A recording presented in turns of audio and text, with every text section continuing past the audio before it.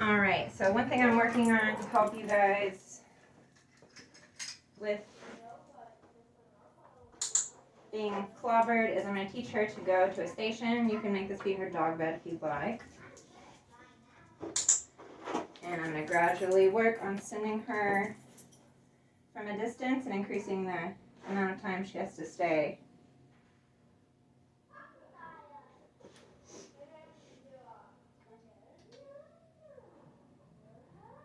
She's a little freaked out by all the noise happening. Good girl.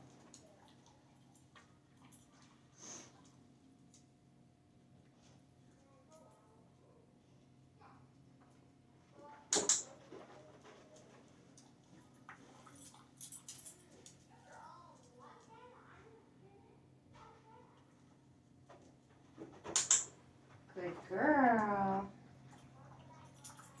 She really requires taking baby steps. If you jump too far forward, she just doesn't understand what you're asking.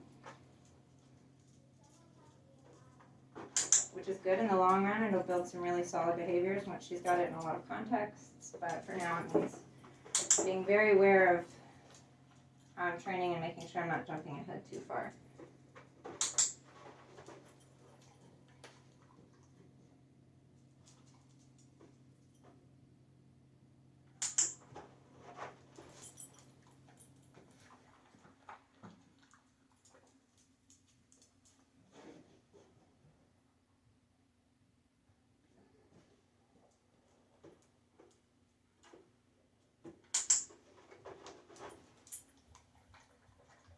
The function of this behavior, it'll have a few functions for her reactivity with other dogs eventually, and I'll explain that in future videos, but just being able to send her to a mat and know that she's going to stay on there on a station is really good for managing problem behaviors at home, because it's hard to get into trouble when you're laying down on your bed.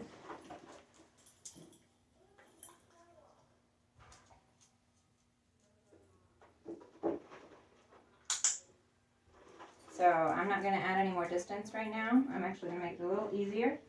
So I added a little bit of distance, and now I'm going to add a little bit of time that she has to stay seated. What do you smell, baby girl?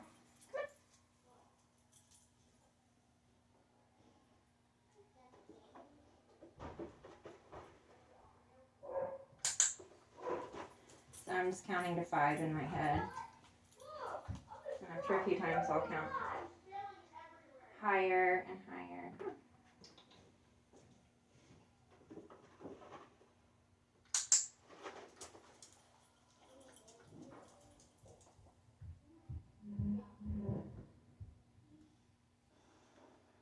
She's very environmentally sensitive, which I think has a lot to do with her reactivity. If my kids are stomping around upstairs, she's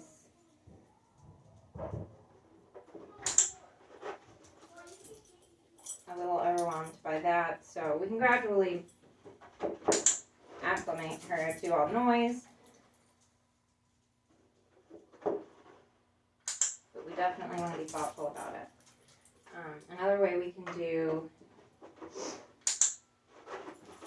things with this is I described a chin rest as consent to proceed with conditioning things like bringing dogs closer.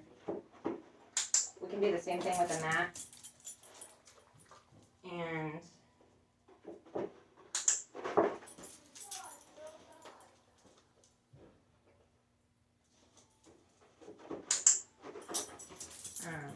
have her consent to, the kids making noises, other stuff going on.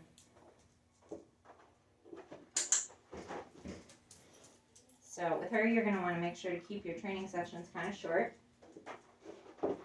Keep the pace up. Slow is fast.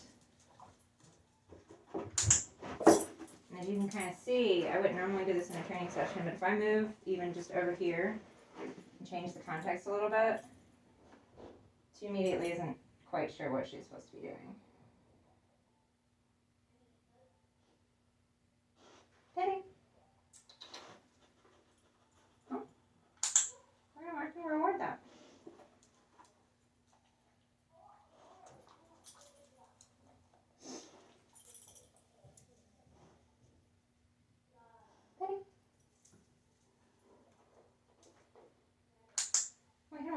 approximations of behavior when we change criteria, so I added distance.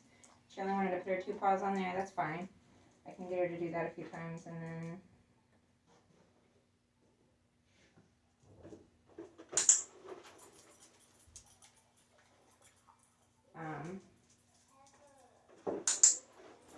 we'll have to practice a lot of things too. Switching positions can throw a dog off.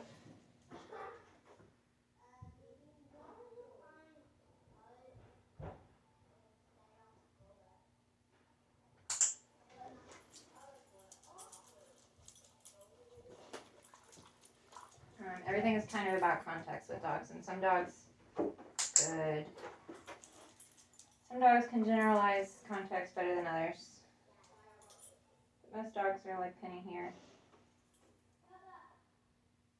where until they've done a behavior in several contexts and they know exactly what to do, it's not going to be a reliable behavior.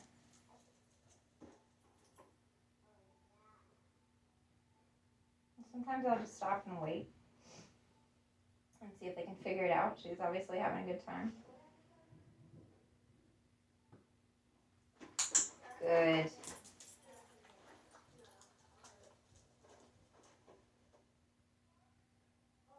She seems to kind of be testing the contingencies right now, which means I'm messing up somewhere.